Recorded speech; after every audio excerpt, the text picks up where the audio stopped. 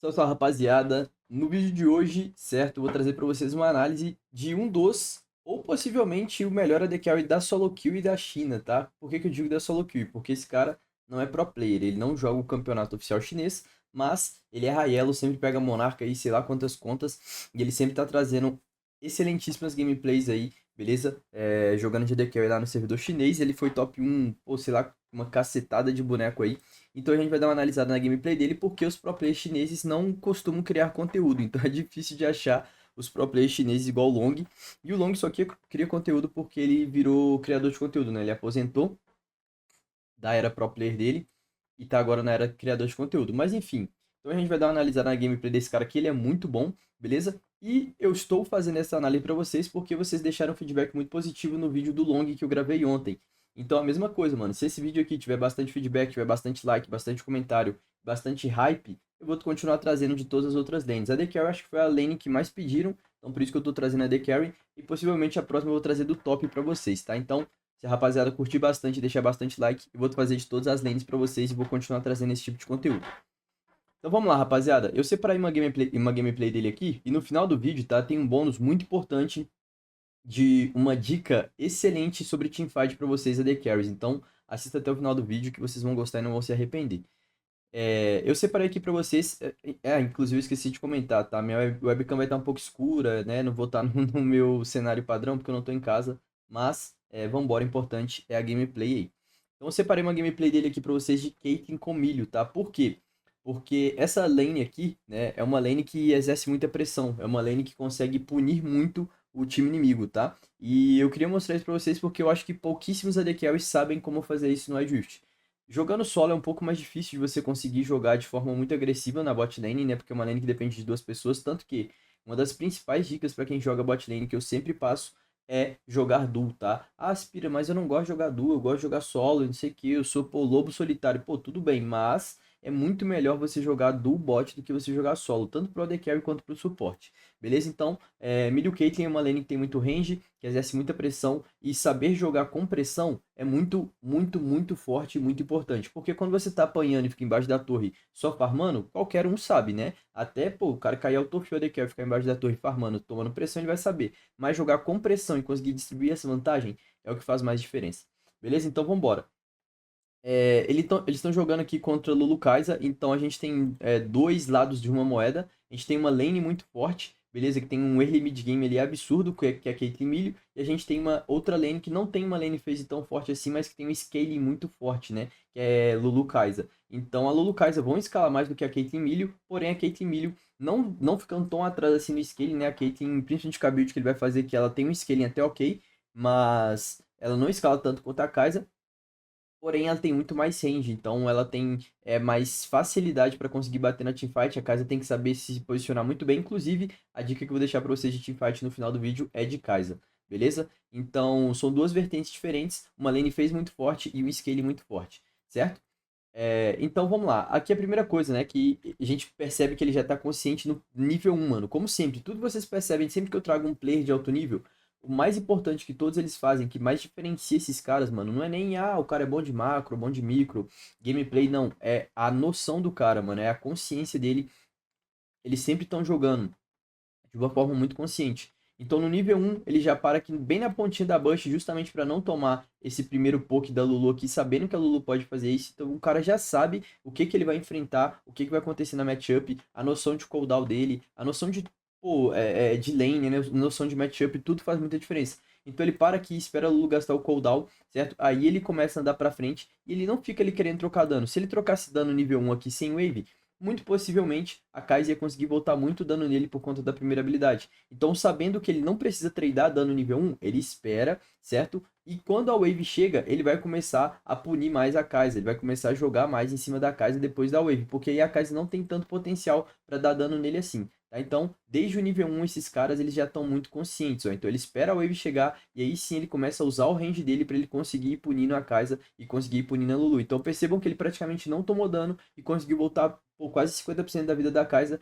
justamente por esse detalhe nível 1. O que muita gente iria errar nessa questão aqui? Ia pensar, não, eu ganho, pô, milho, Caitlyn amassa a Kai'Sa e Lulu. Eu vou andar reto aqui nível 1 e vou amassar os caras. Ia tomar muito dano nível 1, porque a Kai'Sa consegue virar muito dano, a Lulu também tem muito dano por conta das runas que ela normalmente usa, e aí o cara ia acabar perdendo uma lane que é quase impossível de perder. Beleza? Então, desde o nível 1, vocês têm que jogar muito conscientes do que vocês querem fazer e de como vocês vão fazer.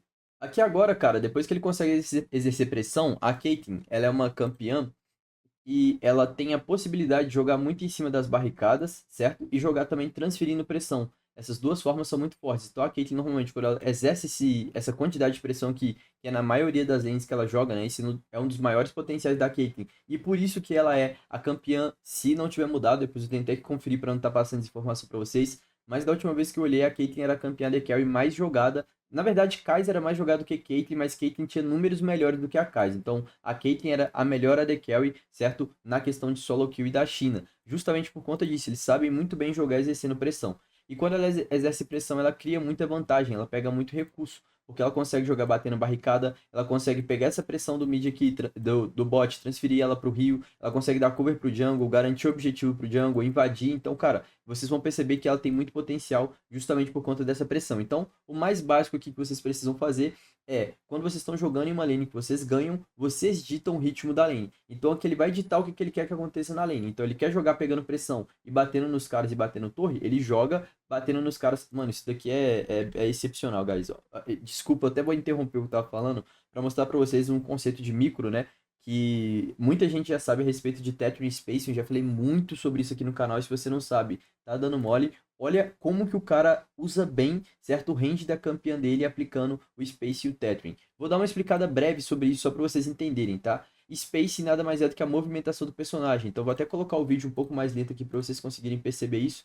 Spacing nada mais é do que isso daqui que ele vai ficar fazendo, ó. Ele vai andar pra frente para bater na Lulu e voltar. Tá vendo esses passos que ele dá pra frente para bater e depois para trás para sair do range da torre? Isso é spacing. E o Tethering ele sempre jogar no range dele. Então spacing é um ato de se mover, tá? A forma como ele se move, beleza? E o Tethering é ele jogar no range do campeão dele. Então percebam que ele vai andar pra frente, vai dar um auto-ataque na Lulu, vai andar para trás. Anda no range, dá um auto-ataque na Lulu, volta. Entra no range, dá um auto-ataque na Lulu, volta. E fica fazendo isso o tempo inteiro. Isso daqui é Tethering. É jogar no range, no limite do campeão. Beleza? Que ele só foi elogiar que ele tomou um hitzinho da torre, mas ele estava aplicando isso muito bem, tá? Então, vocês entenderem esses limites do campeão para você jogar sempre no limite máximo do seu campeão, andando para frente, andando para trás, isso daqui faz muita diferença. Mas enfim, como eu estava dizendo, então aqui ele vai ditar como o ritmo da lane vai ser jogado. Beleza? Ele vai conseguir exercer pressão da forma que ele quiser e fazer o que ele quiser com essa pressão. E é muito importante vocês entenderem isso, porque isso faz muita diferença, cara. Você saber a lane que você ganha e saber a lane que você perde, para você conseguir jogar essa lane da melhor forma do possível, faz muita diferença, tá? Então, aqui basicamente ele vai ficar punindo a lane o máximo que ele conseguir, para ele não deixar a Kai'Sa farmar, para ele não deixar a Kai'Sa em paz, para ele conseguir ficar batendo barricada, para ele conseguir ficar pegando vantagem de XP, vantagem de gold. Então, o simples fato de ele jogar no máximo do campeão dele que ele pode, ó. Vocês percebem que ele sempre joga no máximo do campeão dele que ele pode. Ele consegue criar esse número de vantagem que ele está criando aqui e simplesmente porque o cara é muito bom. Então, essas noções de micro dele, essas noções de lane phase dele, cara, são absurdas. E a forma como ele joga inteligente, né, que eu acabei de explicar para vocês ali no Tethering, no Spacing, faz uma grandíssima diferença. Bom, outra coisa muito importante para se ressaltar aqui, rapaziada, é que quando vocês estão jogando com pressão, isso é outra coisa que muitos AD Carries erram, tá? Vocês não se importam com o setup de visão. E isso é, pô, fundamental quando você está jogando com vantagem, quando você está jogando com pressão na lane. Por quê? Aqui agora não adianta nada ele exercer pressão, sendo que ele não tem cover, ele não tem visão, ele não tem nada. Ele não pode fazer isso. Então, sempre o setup de visão é fundamental. Então aqui embaixo eles têm Aronguejo, eles têm ward na bush do mid, eles têm essa ward que dá visão da saída da jungle e eles têm essa ward. Ou seja, eles têm visão do rio praticamente inteiro na bot side. Então ele sabe se o Zed for chegar aqui, por onde o Zed vai vir e o que ele precisa fazer para ele não tomar o gank do Zed. Então não é simplesmente ficar exercendo pressão de uma forma inconsequente, né? É o que eu falei para vocês. Sempre ele joga com muita consciência. E todo player bom joga com muita consciência. Então ele só joga agressivo dessa forma quando ele tem informação. Ou quando ele tem cover do jungler dele. Ou quando ele sabe onde o jungler inimigo tá. Porque ele tá jogando exercendo muita pressão. Com certeza o Zed vai gankar ele. Certo? Porque, principalmente, ó, o que eu disse? Principalmente Porque se o Shen tava com o path espelhado com o do Zed, isso é uma outra informação muito importante para vocês que jogam lane, né, principalmente nas sides. Se o seu jungler tá com o path espelhado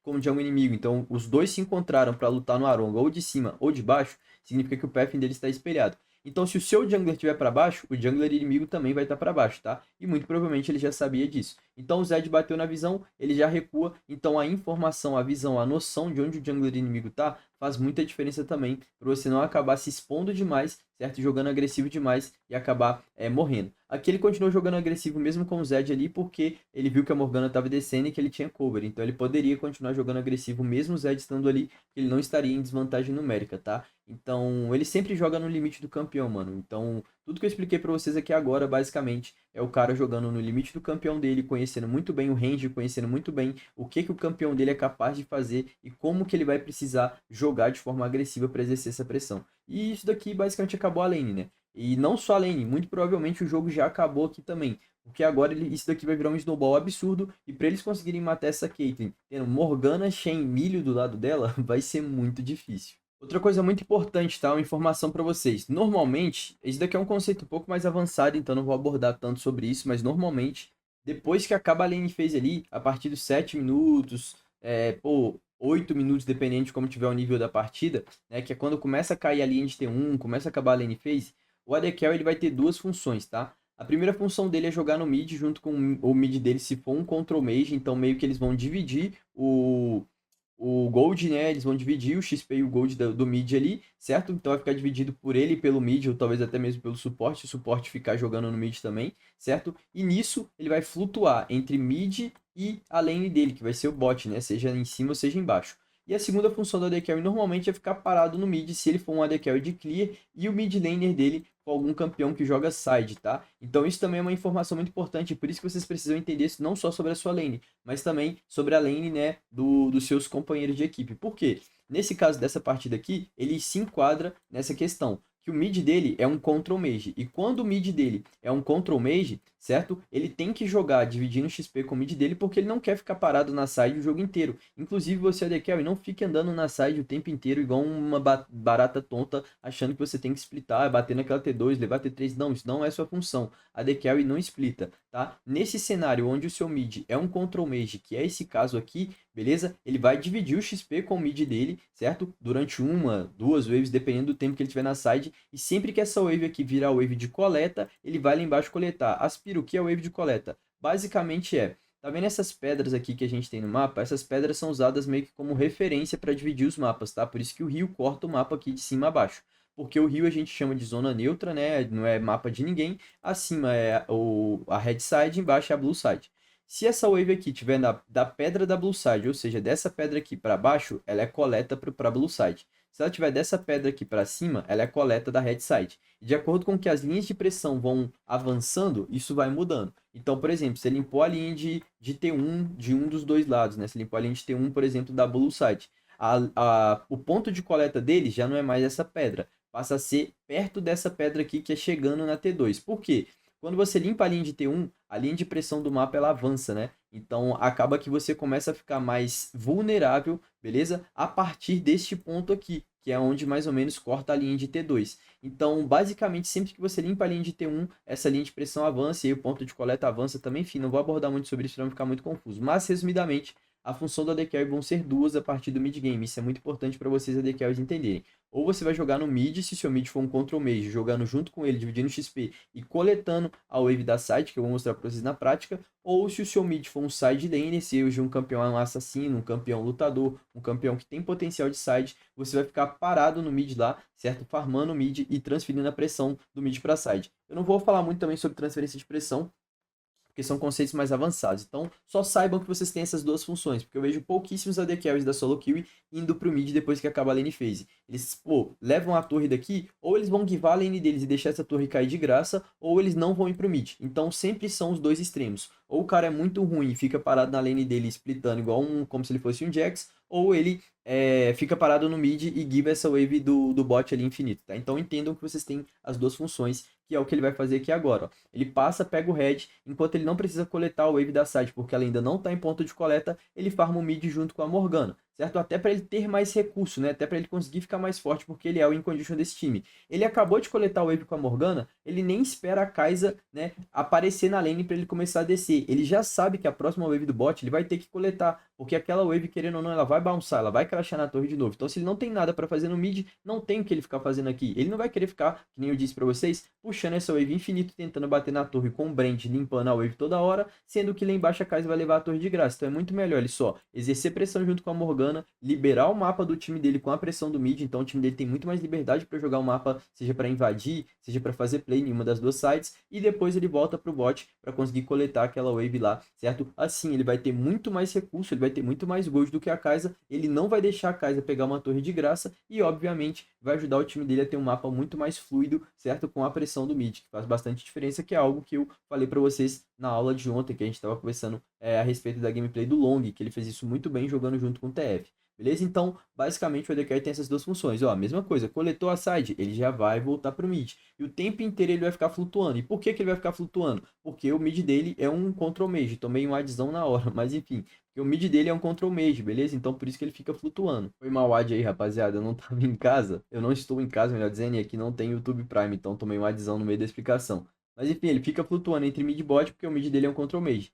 E esse cara que fosse um Zed, fosse um Yasuo, fosse uma Ahri, fosse algum campeão de side, aí ele poderia ficar mais pro mid, certo? Porque esse cara ia estar fazendo a função de side laner, mas como não é o caso, ele fica flutuando. E quando não tem wave para ele coletar nem na side nem no mid, olha o que que ele faz. Pega algum campo da jungle. O ideal é fazer isso na jungle inimiga, mas como eles ainda não conseguem exercer essa pressão na jungle inimiga, porque eles não abriram a linha de T1 ainda, falta eles abrirem o top, falta eles abrirem o mid, ele não consegue avançar para pegar a jungle inimiga, ele pega da jungle dele mesmo. E percebam que ele tá com quase 2.000 de gold na frente da Kai'Sa. Aspira, mas ele tá 2/0 e a Kai'Sa 0/2. Óbvio que ele vai ter esse gold na frente dela. Não, porque essas duas kills dão 600 de gold para ele. Se fosse assim, era para ele ter 600 de gold na frente da Kai'Sa. Esses mais 1.300 de gold aqui, mais ou menos, que ele tem, 1.200 de gold a mais que ele tem do que a Kai'Sa, certo? Não é das kills, certo? Isso daqui é simplesmente recurso de ficar coletando mid, coletando bot, coletando mid, coletando bot, farmando a jungle e nunca perdendo recurso. Por isso que ele tem tanto gold na frente. Se ele tivesse 0/0, ele ainda estaria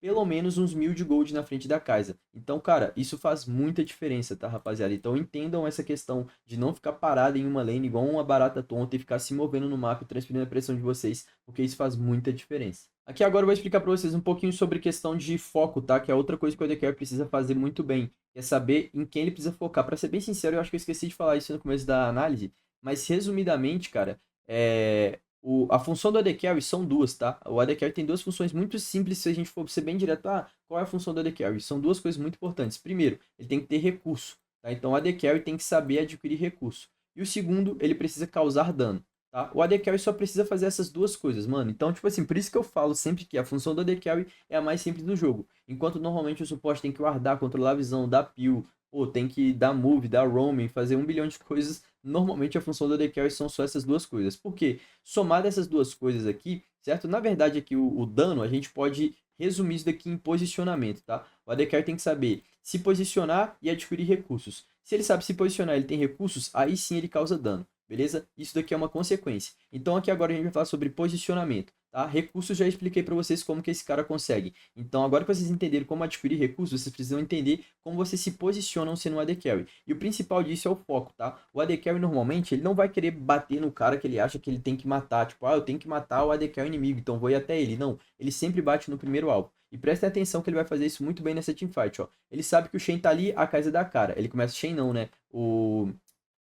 Caraca, como que é o nome dele? O Brand tá ali. Ele, pô, queria bater no Brand, então ele tava se concentrando no Brand e a Kai'Sa aparece. Ele vira o alvo na Kai'Sa. Ele quase mata a Kai'Sa. Olha o dano que ele vai dar na Kai'Sa assim que a Kai'Sa aparece na tela dele, ó. Muito dano. O que que a maioria dos AD Carries fariam aqui? Continuaria tentando matar a Kai'Sa. Ele não, instantaneamente, ele vai mudar o alvo dele pro Brand, porque o Brand tá no range dele. Quando o Brand começa a sair do range dele, percebam que o boneco do range aqui, ó, do Brand, né, virou de costa, então vai começar a andar naquele sentido e o boneco da Kai'Sa ainda tá pra frente. Ele vai mudar o alvo dele pra Kai'Sa de novo, ó. Ele vai mudar o foco dele pra Kai'Sa. E se os dois estão correndo, ele vai começar a correr atrás dos dois. E aí aparece outro alvo na tela dele, que é a Lulu. Ele vira na Lulu. O que que a maioria dos AD Carries na solo kill iam fazer? Iam dar flash pra frente e tentar pegar essa aqui no Brand. Talvez pegaria, tá? Inclusive se tivesse flechado aqui nesse pixel aqui, ó, talvez era ele flechar que ele dava insta double kill. Tinha chance de acontecer, certo? Porém, percebam que a Lulu deu heal e provavelmente a Lulu que vai dar flash ult. É aqui que muita AD Carry cai no bait. Isso que é a diferença de um cara muito bom para um cara mediano e para um cara ruim. Porque o cara ruim pensa assim, nossa, ali é free kill, mano. Eu teria dado flash. Tenho certeza que alguém viu e pensou, nossa, Aspira, por que esse cara não deu flash pra frente? Porque na cabeça dele, ele tá pensando em todas as possibilidades, cara. Ele tá pensando exatamente que a Lulu pode dar flash, heal, ult, pode ter algum exaust nele, o Brand pode ter barreira, não sei qual é o spell que o Brand tá, enfim. Tem várias variantes, né, que podem acontecer para ele não querer dar esse flash. Então ele espera, joga sempre batendo em quem tá no range dele, cara, sempre no limite. Quando ele pensa que ele pode dar flash, ele flasha. E ainda assim, muita gente teria continuado correndo atrás da Kai'Sa depois do flash dela. Quando cai TP, ele já vai instantaneamente também virar no TP, ó. Então ele sempre tá batendo no alvo que tá mais perto dele. Se ele não matar ninguém, pra ele tá tudo bem, porque ele tirou muito recurso dos caras. Ele tirou mais de 2 flashes, ele tirou ult, ele tirou heal, ele tirou muita spell e no fim ele gastou basicamente o flash dele, certo? Então, pra ele acaba compensando e obviamente que na próxima teamfight agora, ele vai cobrar toda essa falta de recurso que o time inimigo vai ter. Por mais que ele não pegou nenhuma kill, ele defendeu a torre dele, ele pegou farm, ele vai pegar recurso e ele tirou muito mais spell do que ele perdeu. Então ele fez os caras perderem umas 5, 6 spells e ele perdeu basicamente o flash dele de importante. Então agora na próxima teamfight, com certeza ele vai punir essa falta de spell do time inimigo. Olha, depois daquela play, ele vai começar a dar siege aqui no mid, né? Siege, pra quem não entende o conceito de siege, basicamente você fazer um cerco, né? Você começar a cercar aquela torre ali, sempre alvejando ela sempre que possível.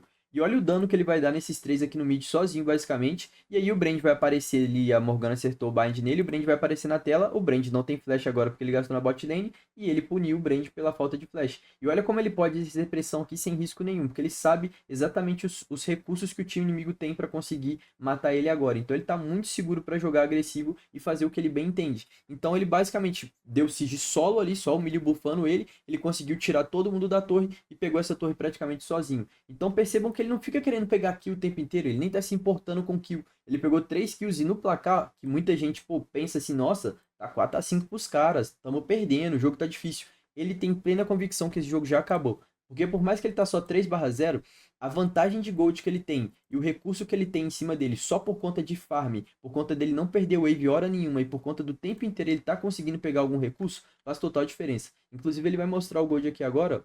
Vamos dar um pausezinho só pra vocês verem, ó. Olha a diferença de gold, mano.